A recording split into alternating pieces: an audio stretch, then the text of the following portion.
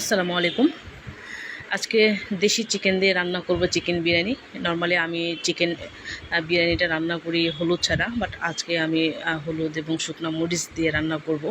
তো আমাদের এলাকাতে চিকেন বিরিয়ানিতে নরমালি হলুদটা ইউজ করা হয়, যেটাকে আমরা মানে বলি চিকেন খিচুড়ি। খিচুড়ি নরমালি আমরা এটাকে বলে থাকি, বাট আমাদের এলাকাতে এটাকে চিকেন বিরিয়ানি বলা হয়। তো এটার জন্য আমি খুবই সিম্পল যে মশলাগুলো আমরা বাড়িতে ব্যবহার করে থাকি, নর্মালি যে মশলাগুলো, সেই মশলাগুলো দিয়েই আমি মাংসটাকে কষিয়ে নিয়েছি।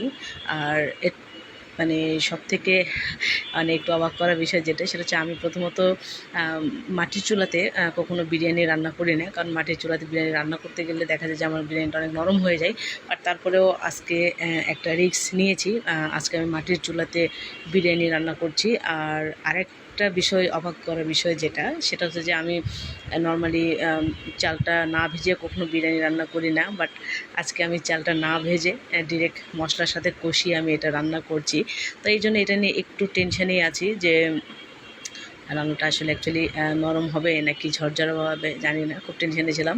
তবে আলহামদুলিল্লাহ খুব একটা নরম হয়নি, মানে আমি যতটা এক্সপেক্ট করেছিলাম ঠিক ততটা নরম হয়নি। তো দেখতেই পাচ্ছেন কত সুন্দর হয়েছে। আসলে আমার কাছে অকেশন মানে একটু স্পেশাল রান্না, তো এই জন্য আমি চেষ্টা করি যে অকেশনগুলোতে একটু ভিন্নভাবে রান্না করার জন্য। তো দেখতেই পাচ্ছেন কত সুন্দর ঝরঝরা হয়েছে রান্নাটা, এবং খেতেও কিন্তু চমৎকার হয়েছে।